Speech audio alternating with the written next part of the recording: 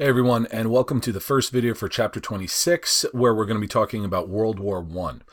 Now, World War I, obviously, very, very important period, and not just in European history, but in in world history. It begins in 1914. Okay, World War I goes from 1914 until 1918. And by 1914, Europe had enjoyed close to a century of relative peace. You know, there were some minor conflicts, but the continent hadn't seen a large war since Napoleon was defeated in 1815. Now, that would change when war breaks out in 1914. And this war was known as the Great War, and it was unlike anything the world had ever seen before. We're going to learn all about how this war was different, but first let's go over how the war started. Okay, the Great War begins. World War I is interesting in that you can point to one single event that started it, but that one event should have started a relatively local conflict. Instead, it turned into a massive multi-nation war. A main reason why it involved so many countries was because of the many alliances, that were created throughout the late 1800s. Several European countries had signed treaties to have each other's backs. Now, these alliances were intended to promote peace, but actually led to a system of tension and aggression. There were two main alliances. You had the Triple Alliance, and this was created by Germany back in Otto von Bismarck's day. You know, after Germany defeated France, Bismarck knew that Germany would need allies in case France sought revenge, so he formed an alliance with Austria, Hungary, and Italy. Right. Italy would eventually change sides, but they started out on the same side as Germany and Austria-Hungary. Later on, they would be joined by the Ottoman Empire, and these became known as the Central Powers once World War I gets started. The other major one was called the Triple Entente, and this was formed first by France and Russia in response to the growth of Germany's strength, and the other major party to it was Great Britain. Right, so you got France, Russia versus Great Britain versus Germany, Austria, Hungary, and really the Ottoman empires, because as I said, Italy kind of bails early on that. And the Triple Entente, by the time the war gets started, were known as the Allies. So when World War I was getting started in 1914, this is what the alliance, or I should say right before World War I gets started, this is what the alliance system looked like. You've got your areas here, the Triple Alliance, and you can see why it became known as the Central Powers, right? Because they made up the center of Europe. And then you got France, you got Great Britain, and you got Russia over here.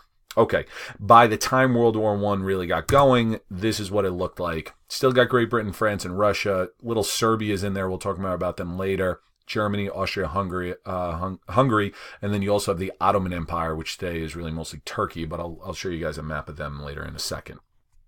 All right, now, the late 1800s was a period of intense rivalries that led to tension among the European powers. The rivalries were about competition among the industrialized nations.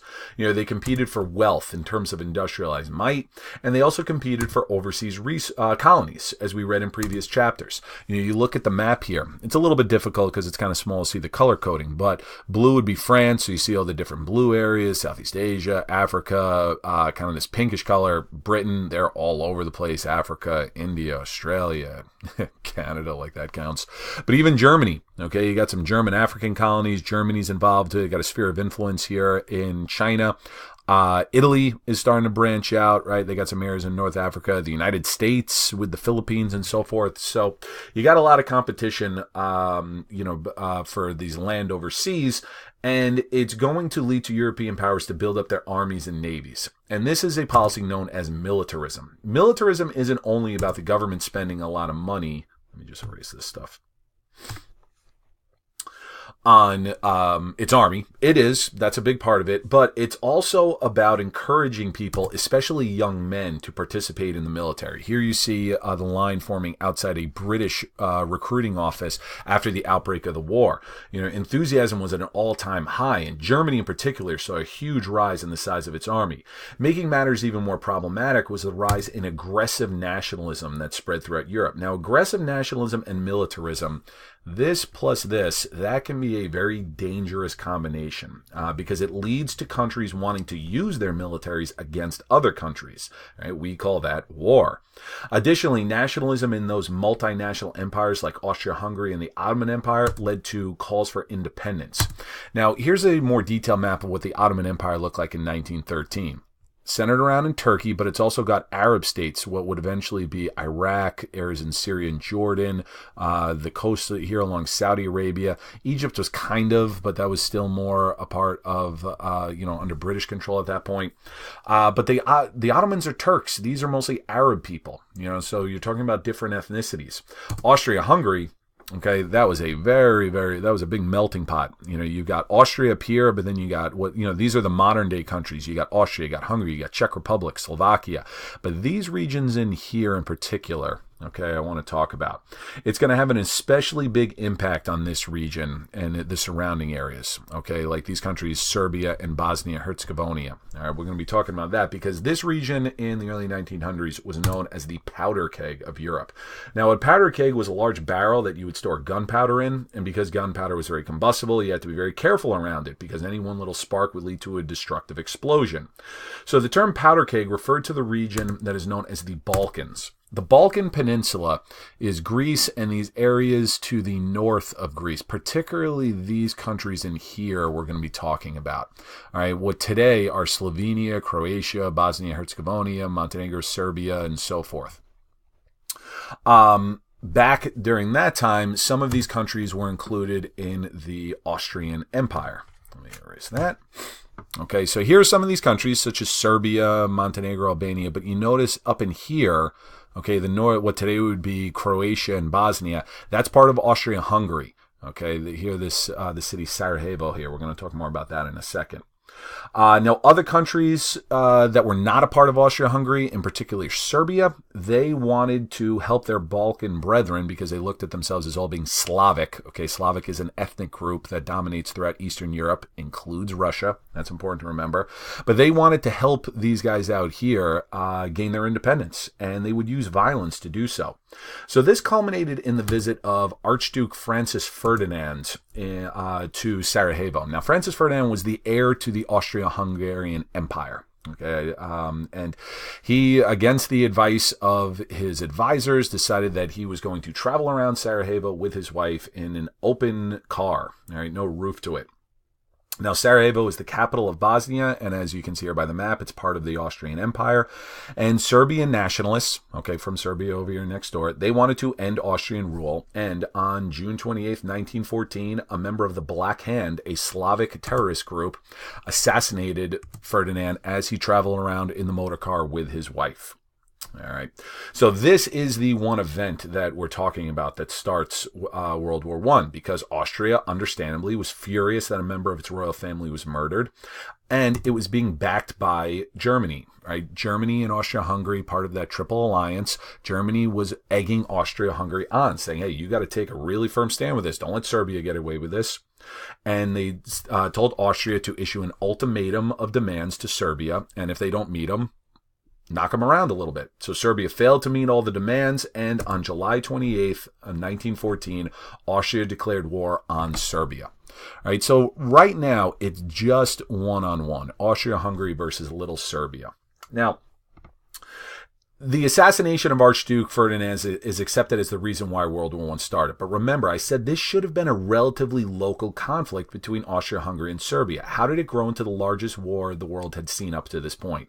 The main reason is because of those alliances we discussed on the previous slide. When these alliances kicked in, it turned into what we call a domino effect. All right, it's kind of, this political cartoon, I think, does a pretty good job of it. Here's a little Serbia. Okay, if you touch me out, and there's Austria coming down because they didn't meet their demands. Well, Serbia is backed by Russia. Okay, Russia was kind of like the captain of all of these Slavic countries, those Eastern European countries. So they backed it to defend its fellow Slavic country. Germany here, remember we said they were egging on Austria the entire time. So if you strike my friend, I'll, and that's exactly what happened. Germany declares war on Russia. Now, Russia called on its ally France. Here you see France. If you hit him, he's standing behind Germany over here.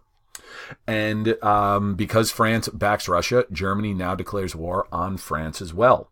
So now what should have been just Serbia versus Austria, now you got Russia, Germany, and France all involved also. Now, no other countries were involved yet, but that changed when Germany invaded Belgium. And you think, how is little Belgium getting involved with this? Well, Germany recognized that it was in the middle of two enemies, all right, and it would need to implement this plan called the Schlieffen Plan. Now, the two enemies that it's in between are Russia and France. We call this a two-front war because it's got a front on the west and it's got a front on the east. So it's in the middle of its enemies here. So the Schlieffen Plan was designed by this German general Alfred von Schlieffen, and it had Germany attack France first. Right, let me erase all of my things so you can see it a little bit better. All right, so it decides that it's going to sweep into France and eventually, right, take out Paris and Reims and the big French cities there because Russia was going to take longer to mobilize or to get ready. And the logic there was that if you take France off the board, then Germany can then concentrate all of its efforts on defeating Russia rather than fight both of them at the same time. Now, in order to attack France, the German army would march through Belgium. They said, we're not going to meet them on this side, directly on the border because France is going to put most of its defenses right here. But they said, little Belgium, if we come through here, then we can kind of circle in and attack northern France and Paris, and, it'll work well for us. The problem, though, is that violated Belgium's neutrality. Remember, neutrality is when you are officially recognized and not taking a side, and this was internationally recognized. So this violation of international law, it outraged other countries such as Great Britain. So Great Britain declared war on Germany on August 4th. Now, enthusiasm for the war was high throughout Europe when it started. You had thousands of young men in numerous countries that flocked to enlist, like the picture we just showed. But this enthusiasm wouldn't last, and we'll talk more about that in the next section.